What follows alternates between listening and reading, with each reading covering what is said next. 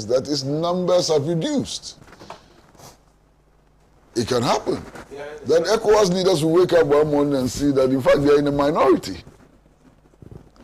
And then, what irks me is that beneficiaries of coup d'etats, those who are in power today because of coup d'etats, are also jumping into the fray and condemning coup d'etats, and they expect all of us to follow them.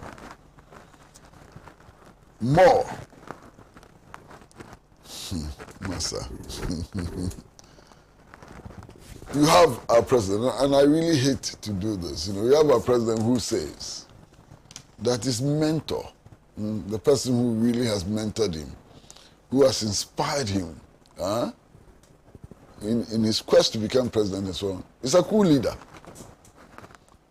So where is the credibility when we condemn coup d'etats? If coup leaders are those who provided the inspiration of the politics of current ECOWAS leaders, what moral authority do they have to be condemning coup d'etats and so on? Now, if you look at the West African sub-region, the situation is worrying. The state of unemployment, the debt overhang, lack of access to social services and so on. I mean, the enormous problems that confront the people of West Africa. You think the people of West Africa are happy with this dispensation? This dispensation in which their leaders are riding around in 50-car convoys? This dispensation in which, when children of their leaders marry, hundreds of private jets land and so on. This situation of debauchery and so on. You think that the people of West Africa are happy?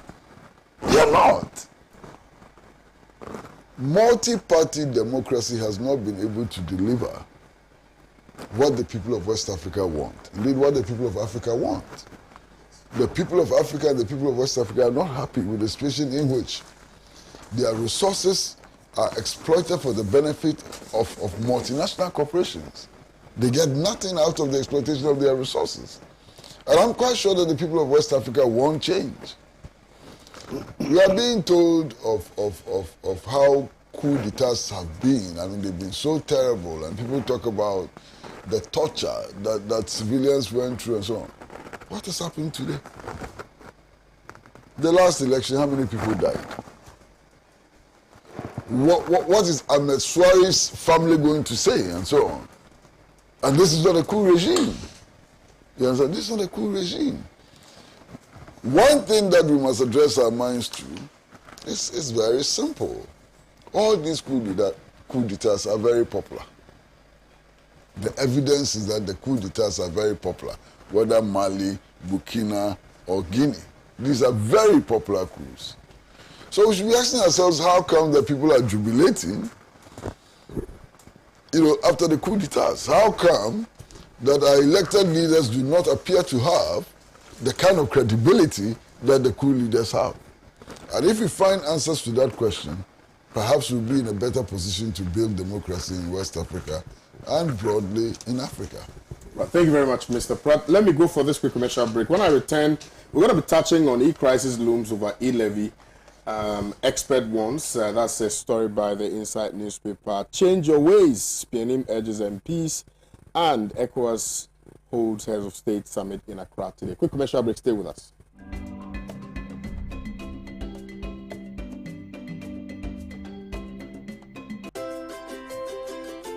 Trasacco Estates, home to Accra's most beautiful and luxurious homes, presents its newest addition, Trasacco Springs, a premium master planned community of service plots surrounded by an exhaustive list of amenities. The gated community of Tema to Accra Motorway presents you the finest opportunity to own a land that suits your preferred size, budget, and payment terms. Trasacco Springs is open to you for development. Our on-site sales executives are ready. Call on 055 659 2658.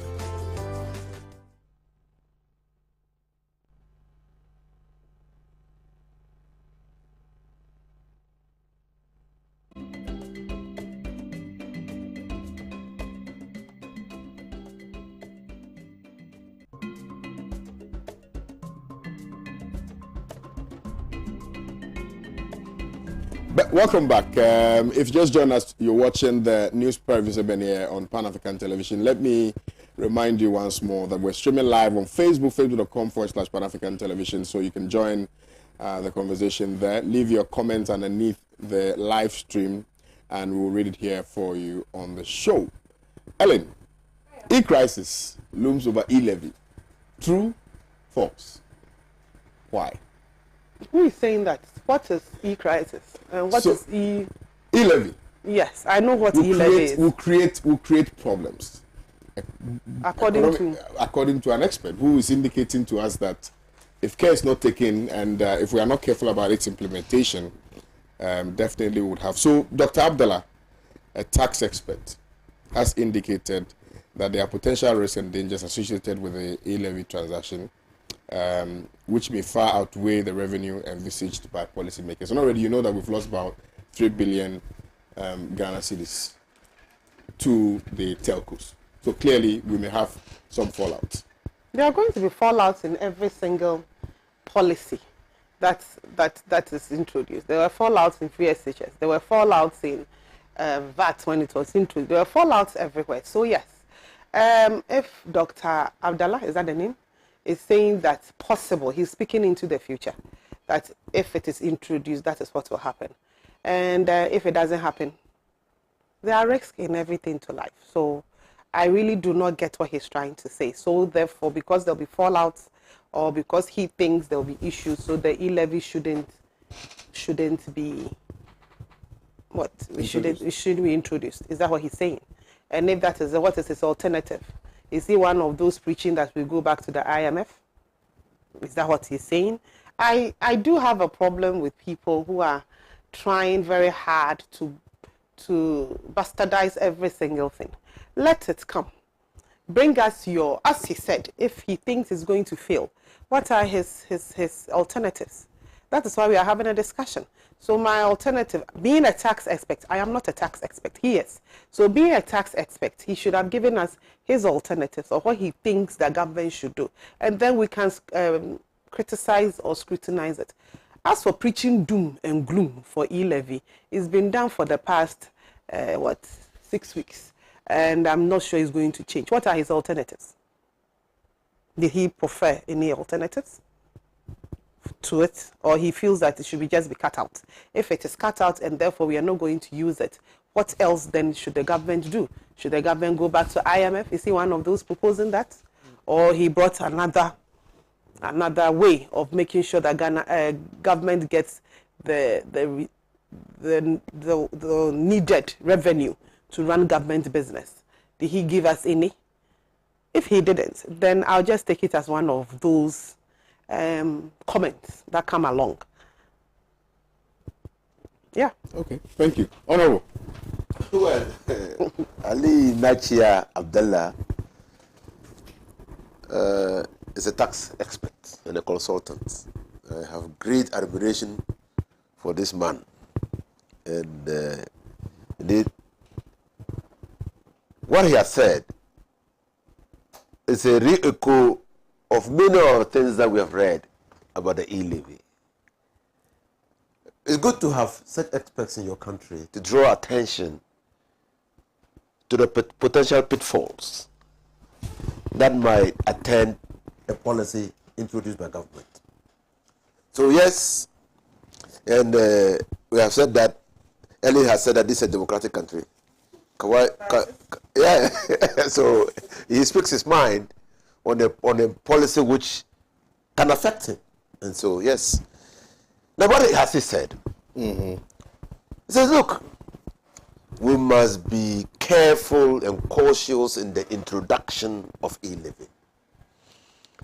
One, we already have a tax regime that is similar to e-levy, the communication service tax. We already have it. So e-levy is going to ride on the communication service tax platform. What is mobile money industry doing? It's promoting financial inclusiveness. and providing a platform for the underserved communities. I don't know whether you are from Tubadom. You are, when Tubadom is in the Bono region, Bono East region, which is in the Bono region. Now, hitherto, when tomato farmers at Afrancho used to trade their wares, they carried their money in their gowns, in their clothing, they carry their money on their persons, and they could lose the money to criminal activities, to armed robbers. Mobile money industry has created a solution, has provided a solution to this. They no longer carry money on their person. They put it on into mobile wallets. And so we should be mindful that the interoperability that was championed by the Vice President might be undermined. The benefits might be undermined by the introduction of e-levy. So he's drawing attention to that. He says, look, so what about the underserved communities? The communities where we have no banks. That people still have access to monies that are given them by people who are living in areas where there are banks. That you are here, you want to send money to your family members in the village. There is no bank. There is no community bank. But there's a mobile phone vendor. And so that platform offered by the mobile phone vendor in the telephonic industry has made it possible for that village person, that person who is living in that area where there are no banking services, to be part of the financial sector. So he's drawing attention to that. So these are very critical. Is government seeking by the introduction of the e-levy policy to reverse the gains made in the digitization process? Is that the intention? Are we clawing back whatever gains we have made? The manifest intention of government is that it wants to raise revenue. And maybe the undeclared intention is that government doesn't believe in digitization any longer. And so it wants to reverse the process. We don't know yet. But is e-levy a tax? Because the president says that we must be prepared. No one can avoid taxes. Yes, we cannot avoid taxes. No one should be allowed to avoid taxes. But is e-levy a tax? E-levy, with the greatest respect to the president, is not a tax. It's not a tax. A tax is paid on an activity. If you engage in an activity, which activity confers benefit on you, which benefits are in the nature of resources, money, then you pay part of the money, the benefits that you have gotten, to tax authorities.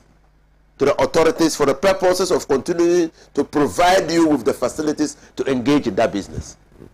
So we pay tax so that the police will be paid, will be maintained, so that they can protect our lives and property.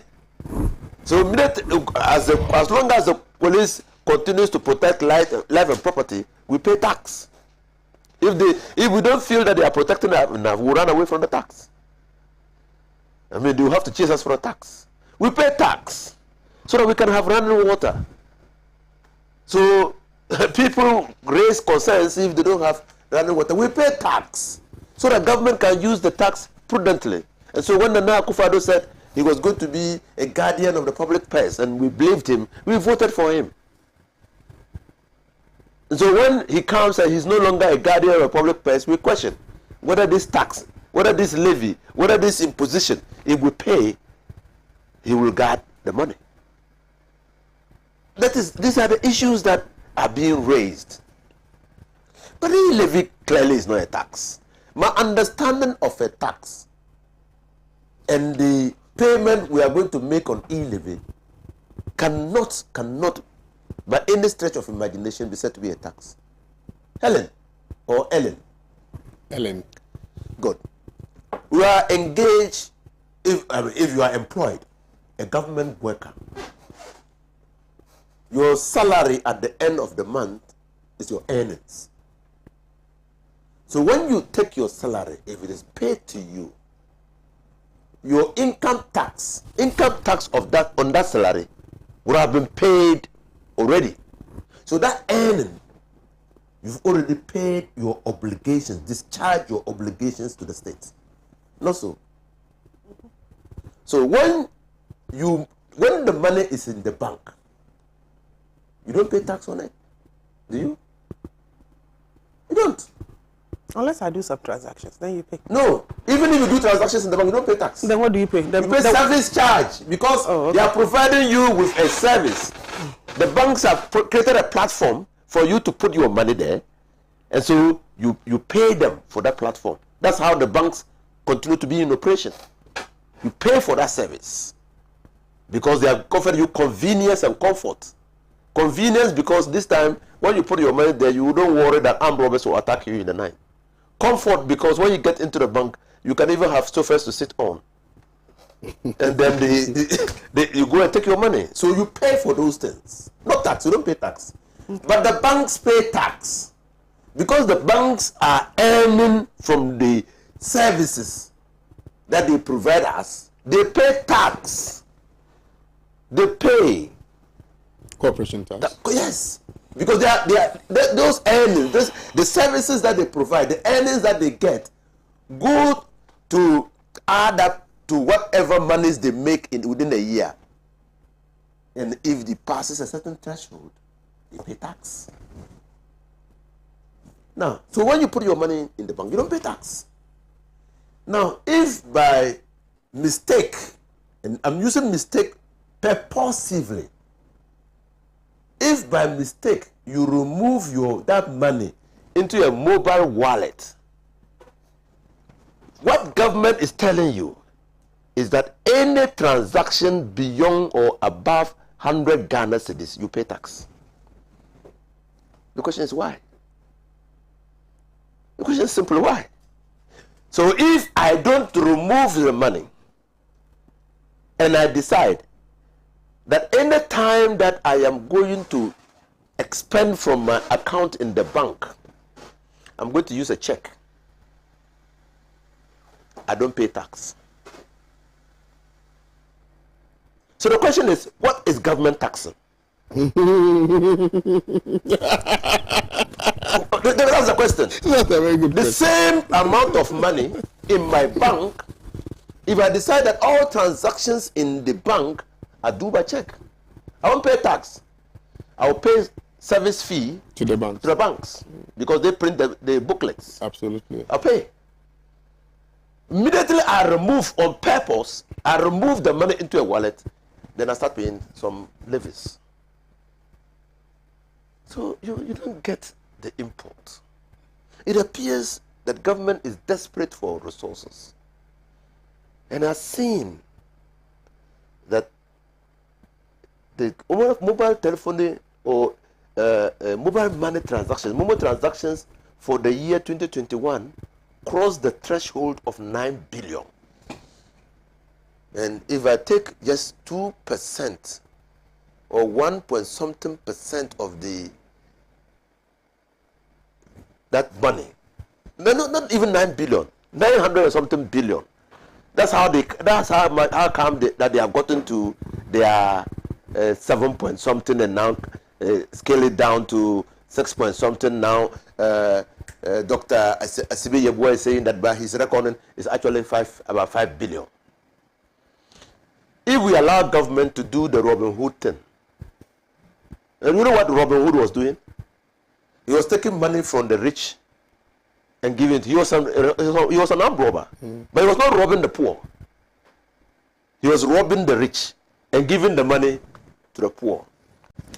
So if we allow government to do the Robin Hood thing, to rob us, to just take any time that your legitimate earnings are in your mobile wallet and you want to transfer, government takes part. It just dips this money. Say, why are you using this platform to transfer? Because you are using this platform, I'll take this money. Government will be doing that because we are citizens of the country. And as citizens of the country, apart from our legitimate responsibility to help in developing the country, and also our duty to pay taxes, government thinks that additional responsibility should be imposed on the citizens who have money or who are using a certain platform to contribute towards the development of the country. That should be communication. But we are not getting that communication. They are always telling us that this is a tax. This cannot be a tax. Now, then government took us for fools. And that is what is worrying me. You see, Ghana is not the first country to try to impose some form of levy on electronic transactions.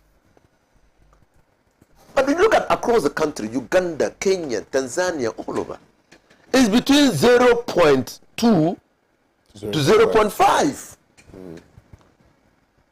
So in government, and even in those countries where there was an attempt to introduce a levy on electronic transactions, it was met with resistance. And then the data shows that mobile money transactions dropped. So it affected what all of us have been singing, financial inclusiveness. It also affected the underserved communities. Now, so you are a government. Now, say Oforiata, oh no, it's not a say. Ken Oforiata. You are responsible for informing the president on what tax handles you want to introduce to be able to raise resources to develop the country. I mean, and in your briefing of the president, you could tell the president that in these countries, yes, there has been attempts in other countries, but this is the range. And these are the difficulties they have faced. You go from not even 1%, 1.75. I mean, so what does the government take us for? I mean, so when you ask that, you consider that. Because yes, in the West African region, in the African region, there have been attempts. And these are the range. So why do we pay 1.75%? Why? You are going to take the money from us because you are government, because you have power to do that, and you are going to take in such a way that we feel the pains. Or the government decides that it will visit a lot of pain on us. It doesn't make sense. It doesn't make sense. I mean, Nana Akufo-Addo was at the forefront of Kwame Preko. What was Kwame Preko about? It was VAT. It was a tax.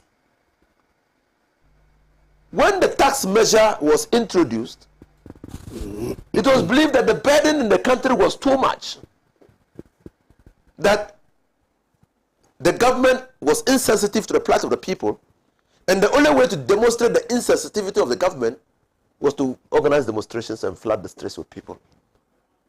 Ahono lost his life because of that demonstration. It was a demonstration against a tax. Today we have exceeded the level, the rate at which the VAT was introduced that led to the death of Ahono Honka. We have exceeded that. But how did we exceed it? I think these are great lessons for Nana Akufo-Addo, since he was one of the organizers of the march against VAT, which was dubbed Kwame Preko. When they introduced the levy, the government withdrew the VAT, did enormous consultations, and introduced reintroduced VAT at a lower rate.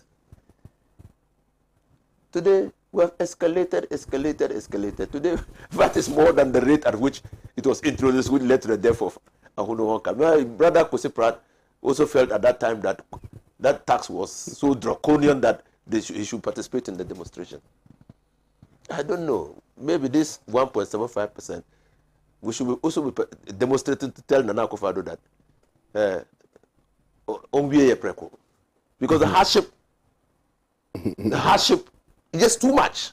It's too much. I mean, I'm not saying it. If the president even says it. But that is not his fault. We are yet to find who is responsible for the hardships in this country. But he says it's not his fault. But he agrees that there's hardship in this country. And if there's hardship and your neighboring countries are introducing a policy, some have even withdrawn the policy, at 0.2 to 0.5%, and you know there's hardship. Maybe our hardship is worse than those countries. Why do you introduce that policy at 1.75%? It's just kill us. I mean, why? So they raise several issues, key amongst them two. One, for development. Two, that we don't go back to the IMF. So, nobody has told them not to go to the IMF. Nobody. It is their voluntary decision not to go to the IMF, and that is hugely motivated or brought about by the arrogance in them. They believe they are in a deep hole, Eminem, deep hole. And the only way to come out is one, either to impose taxes to generate revenue locally or to go to IMF. They know if they go to IMF will question some of their flagship programs. The IMF will question what is the beneficial, what's the evidence of the benefits of NAPCO. IMF will question that. IMF will question the free education. IMF will question that. What are the benefits of that? Many, the planting for food and jobs. The IMF will question those things. So they know, as a matter of fact, that if they go to IMF, their flagship programs will crash. So they won't go. And they won't do the thing that NDC did. When we were faced with that situation, we didn't first of all rush to IMF. We met at Sanchi. It was only Kwame Pianin, or who was that? Yeah, Kwame Pianin, who I think Kwame Pianin came. Osafo Mafo wanted to come, I understand. I think Mr. Kosiprat alluded to it one day, and he was warned. We said, let's meet and build consensus on how to get Ghana out of the doldrums. MPP said they were not part. You see, sometimes that's why I say that if you are digging a hole for your enemy to fall in, be mindful that you can also fall into that hole. If MPP had participated in the Senchi consensus, today they would have drawn our attention to the fact that when we were in the similar situation, they supported us. Today, what do they have to say? They will account for e-levy. The minister, they have not been accounting for others. That's what. Anyway, let me leave it here. Let me come to Mr. Francis, please. Well, my worry is that increasingly e-levy is becoming like some herbal drug which is being sold on the trotro bus. Listen to the propaganda around e-levy. We are told that without it we will not have roads. Without it we will not have potable water. Without it our children cannot go to school. Without it government workers cannot be paid and so on. As I said somewhere, this sounds more like advertising for Akobam. We are Akobam. We are Akobam. We are Akobam. And so on. That's the kind of story we're being told. So government is behaving like some herbal drug peddler on a trotro bus. So without e-levy, which would accumulate a total, I'm told, of about 6 billion, this country will collapse. Is that what they're telling us? They should stop that, They should stop that and let's deal with the issues at a more serious level. We're told that, yes, people have to pay tax and so on. That itself is problematic. Because there are economies in this world in which people pay no taxes at all. You understand? Take the government worker working for a ministry and so on. government says that, look, his pay or her pay is 3,000 cedis a month.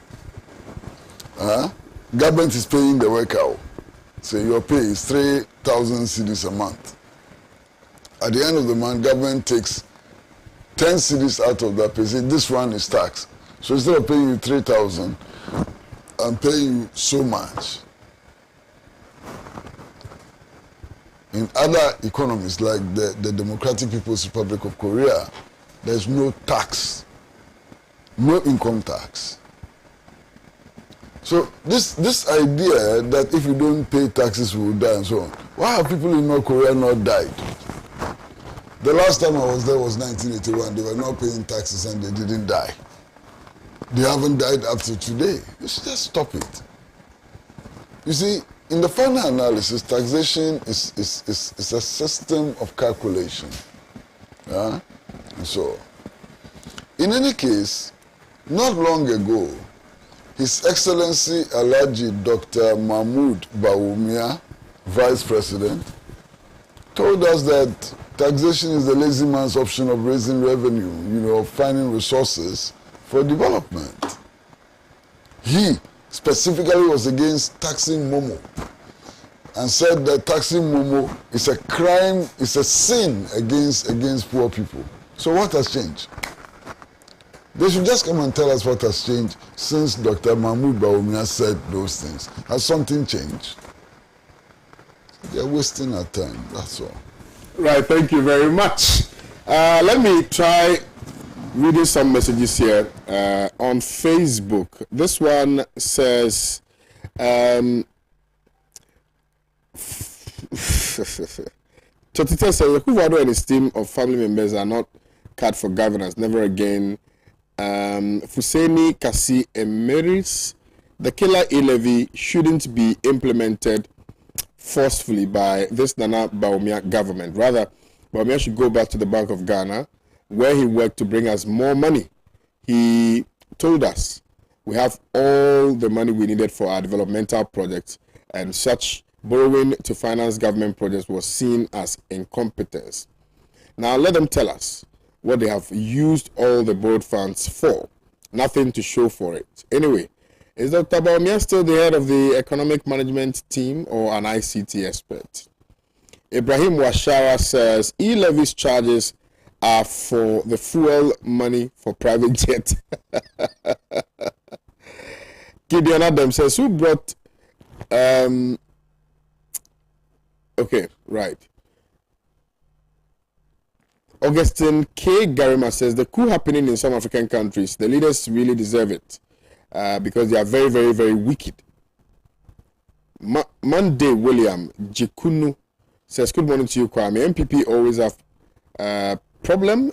They don't think about policies before bringing them out. That is why we are suffering. Gideon Adam also sends his message in. You can also send your message via Facebook, and then I will read them here for you. Next topic. Mr. Pianim is urging MPs to change their ways. Honorable, now you are no longer a member of parliament. Have you changed your ways, or you are not part of the people who are being advised now to change their ways? Definitely, I'm not a member of parliament by voluntary renunciation. I decided.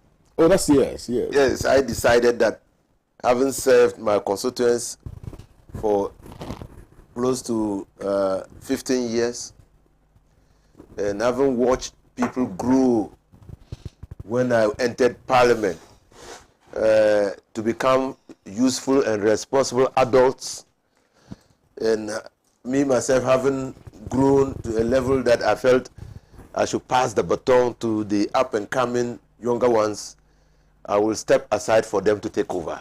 And so I did that. So my ways are still ways that are exemplary and also. And so I don't think that I need to change them. Okay. If I'm given another opportunity to give to the youth an opportunity that I now have, I will gladly do so. That is how nations develop. You can't keep a 78-year-old man in the seat, thinking that he has all the ideas to change. I mean, what are his stakes in the country? What are his stakes? He has no stakes in the country. No, there's no stakes. But people are young.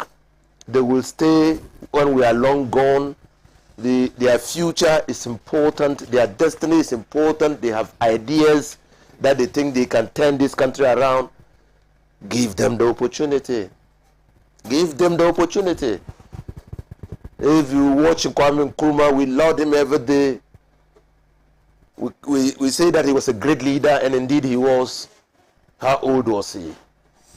How old was he when he became the president of the Republic of Ghana, the prime minister and then president? And yesterday I was reading the story of Bujumbura. The last president who died in a plane crash with the Rwandan president was only 38 years old. Only 38 years old. Yes, only 38 years old. But the story that I was reading about him, and the reason why he was voted in power, was that the people of Bujumbura, or what, Burundi, yeah, believed seriously that he could turn the fortunes of the country around. So give them, and indeed he had a stake. So 38 years, 2 term, he will definitely retire from politics and meet whatever the policies that he had implemented. Yeah. And so yes, so MPs, you see, yesterday I was at a seminar organized by CDD on the campaign financing, and they came out clearly that to win a parliamentary seat, and the research that they had conducted was in 4 regions, and all of them in the southern part of Ghana. I think Greater Accra, Central, Ashanti, and Western. No, there was no Central, Eastern and Western. It was so 4, and they had taken 40 constituencies out of the 275, and it clearly came out that you need about 4 million cedis to win a parliamentary seat. And 4 million cedis at the time that they did the research translated to about 300 and something $1,000 to win a parliamentary seat, and that the MP's salary for the 4 years that he will be in office is not equivalent to 300, to that amount, 4 million Ghana cedis. And so clearly you will understand when you have absenteeism in Parliament. You get it? Because he spends that huge amount of money and comes into Parliament. And you are Ghanaian to be a women organizer. You're going to spend a lot of money in becoming the women organizer. A lot of money. And so when you do so, I mean, you are not Father Christmas. You're not Father Christmas. I mean, you're going into, yes, you want to serve your country, but you have an eye on the investment that you are making. And you might be looking to see how you can recoup that investment. So yes, so they come to Parliament, and some of them leave Parliament to go and look for government contracts and government offices. Some of them are angling to catch the eye of the president, because they cannot, their parliamentary salary cannot get them, even ministerial salary cannot get them to recoup. Okay, so it is in the light of that MPNN is saying this. Will that situation ever change? Well, it must change. If not, we are doomed. Our democracy is doomed. It must change. It must change. Yesterday, in that, I said, yeah, it must change, except that I don't see the crossing of the dots. I don't see the crossing of the dots. So you MP comes into Parliament, you ask MP. So I suggested that first of all, let's do some tracking. They should escalate their research and ensure that they do the tracking in all over the 275 constituencies, so that if Ellen becomes an MP, she can be confronted with the expenses that you made in your constituency, to give general impression that this amount of money is spent. Sometimes you might not spend that money, so you are tended to disagree with them. But if you are confronted with exactly the expenses that you made, how you saw the delegates, how you provided food, how you gave the TVs or the bicycles or the motorbikes or the cars. But that is good for us for tax purposes.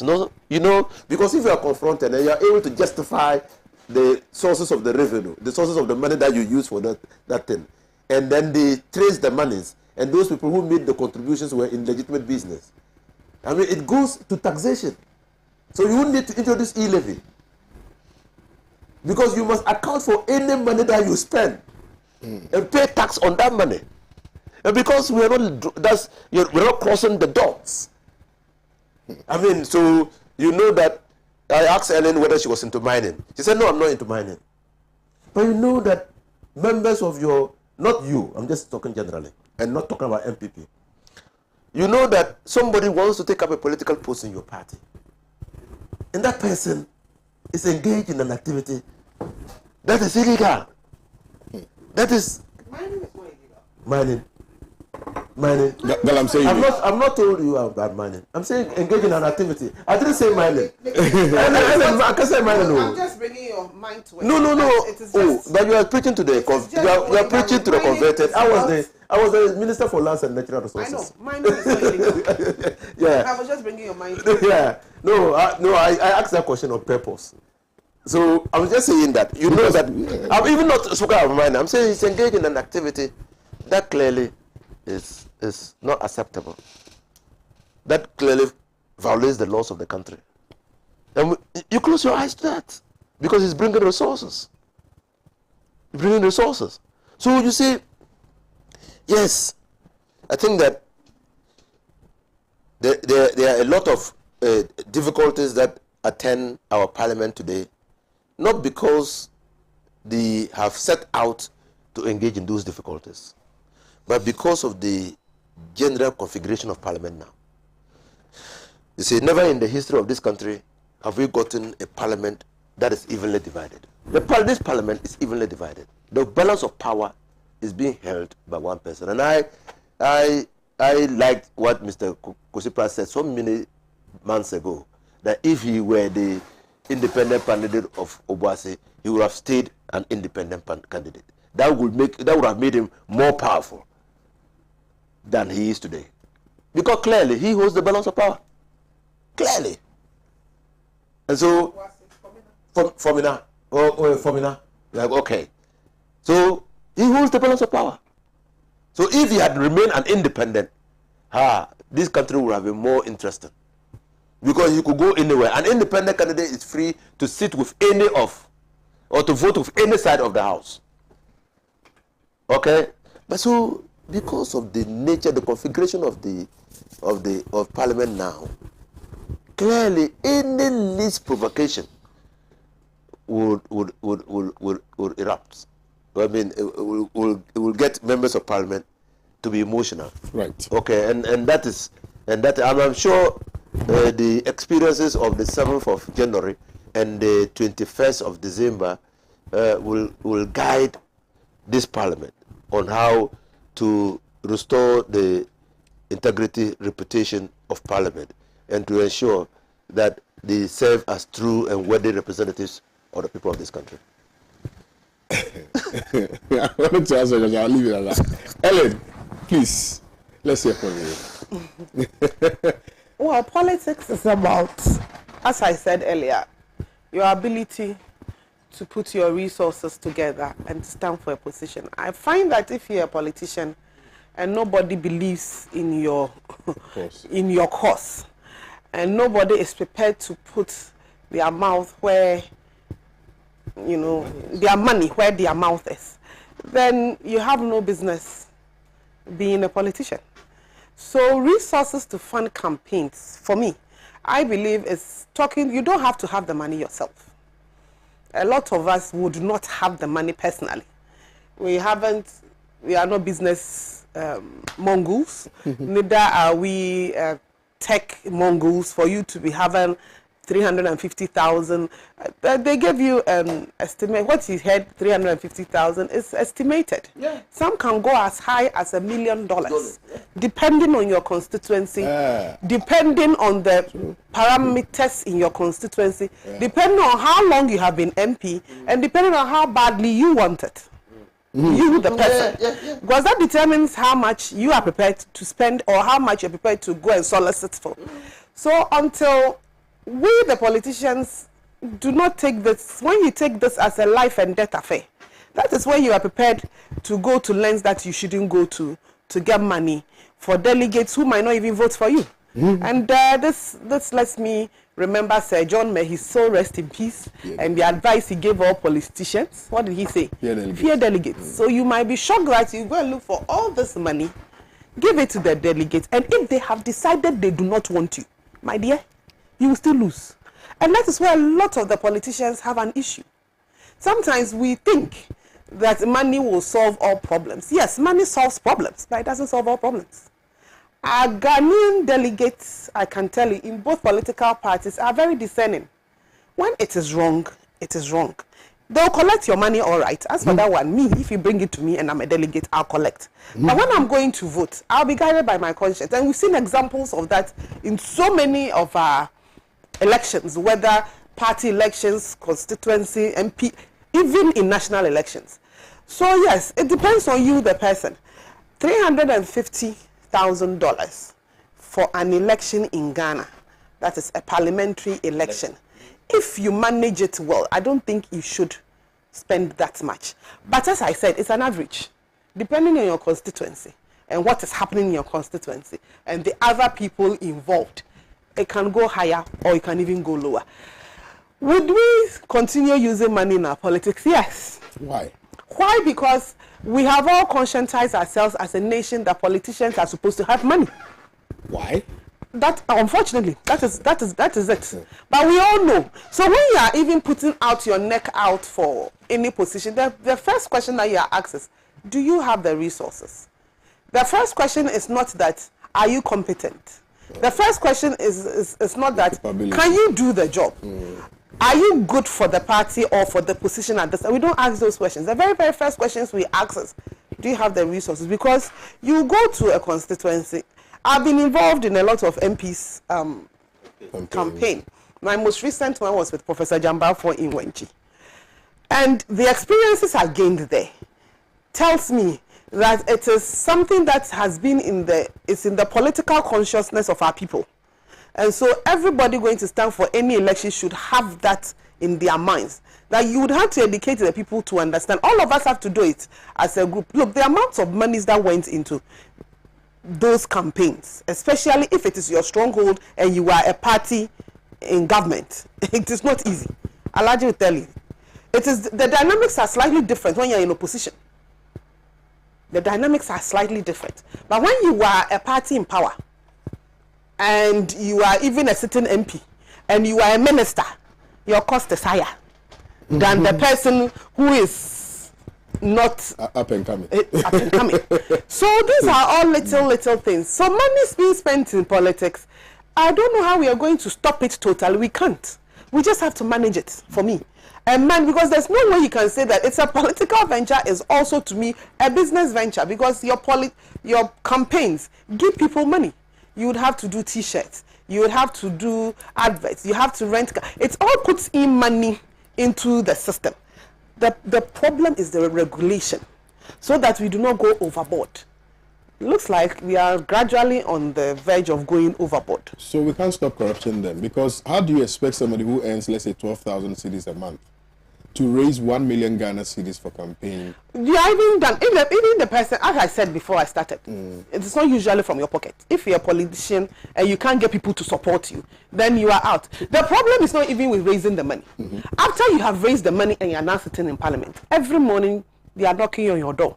How do you maintain that with your 12,000 cedis? When people are coming for school fees, people are coming for outdooring monies, people are coming for money to go and remarry second, third, fourth wives, people are coming for money for funerals, people are coming for money for their hairdo.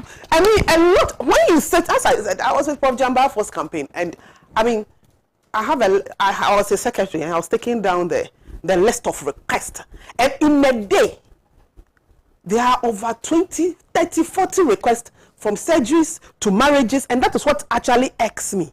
So Prof cannot marry a second or third wife. He has to give. If you don't have money to marry a second wife, is it the problem of your MP? But apparently that is what the MPs go through. It is not easy. Every single one. Look, there are some MPs I can call. It's not even the MPs in opposition. Even in government, there are some MPs who cannot pay their children's school fees. I'm telling you. Because they are giving the monies out to others. So these are the little, and he was talking about going to look for business. As for that, looking for business, if you're an MP, whether in government or out of government, and you say you are going to use your MP salary to survive in Ghana, you have to have other streams of income. Yeah. That's why you have I'm telling you. Yes, you have to have other streams. How are you going to survive? As I said, raising the money for the campaign is an event. I don't know if you get what I'm trying. It's an event. So you can talk to people, you can sell property, you can do whatever to raise that money for the event. But then the next 4 years. That's the problem. What do you do? That's the problem. Yeah, a lot of MPs' wives are practically taking over the home because the man can't bring anything home. Nothing. A friend of mine told me about how somebody wanted money to go and remarry his fourth wife. I said, Kwame, how many wives do I have? That is some of the things they do. My MPP colleague was somebody came from his constituency, he was sick, he arranged for him to admitted at the Ridge Hospital. And after 3 days, this patient called the MP and said, now, would you come for them to release me? If not, your charges will increase. Come on, also. Mr. Frank, please, let's end with you, sir. I want to end on a lighter note. Stories. There is this one who was sitting in Parliament, participating in a debate, and his phone kept ringing. So out of frustration, he finally decided to pick the phone. He picks the phone, and it's somebody from his constituency. Says, well, MP, all of a sudden, my wife has given birth. I need money to go and discharge my wife from hospital.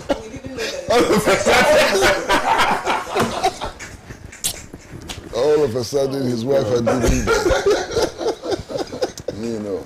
Well, on a more serious note, I think that, look, no matter what, Mr. Kwame PNM is rising to become a conscience of Ghana.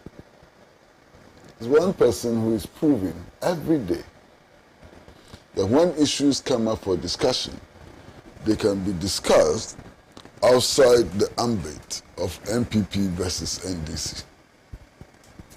Sometimes he takes positions against some of the things that NDC does and says. But he also has the moral courage to stand up and say things against what his own party does and says.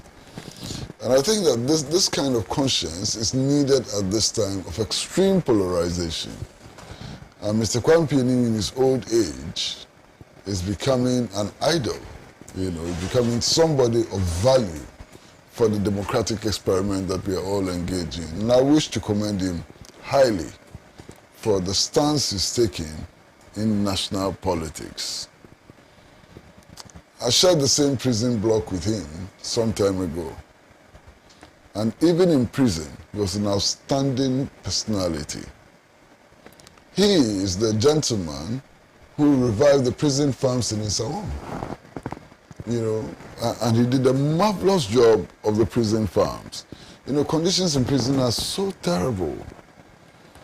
But he was able to improve the nutrition of the prison by his effort to develop the Nsawam prison farm and so on. In prison, he was also dedicated to the prison choir and worked so hard that the prisoners in Nsawam who belonged to the choir actually had recording contracts. And it was marvelous, Now, I'm so very happy with what Mr. Kwame PNM has turned himself into. And I do hope that all of us will listen to him and begin to shape this country on the basis of his very strong morality.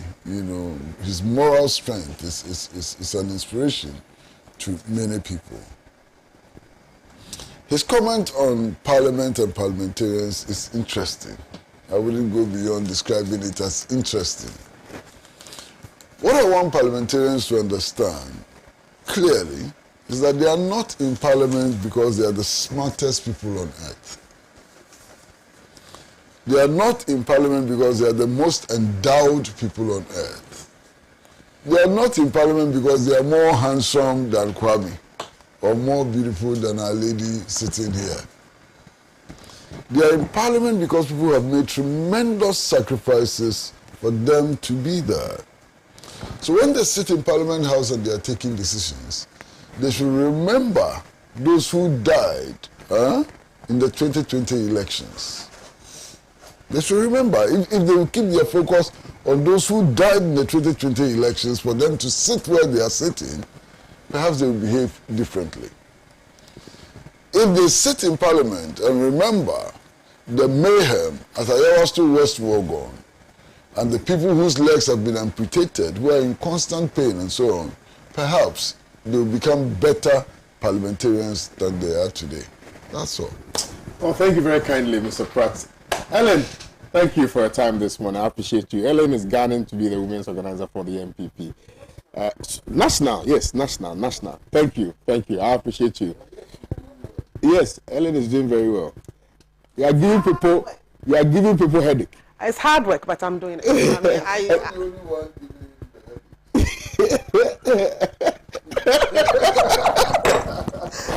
Advocacy. There are so many people who cannot sleep. So many office holders in the party who cannot sleep because they are seeing fire. My mouth is sealed. Yeah. No, but you know you have our support, right, Ellen? Oh, I know. Absolutely. Because it's likely that there will be a big tsunami in that party. From what we are hearing. Yeah. We should be expecting a huge tsunami in that party. Not just at the national level, at the regional level and constituency levels and so on. And polling station levels. Yeah. Well, even if there's no tsunami, there will be some... and there will be huge casualties.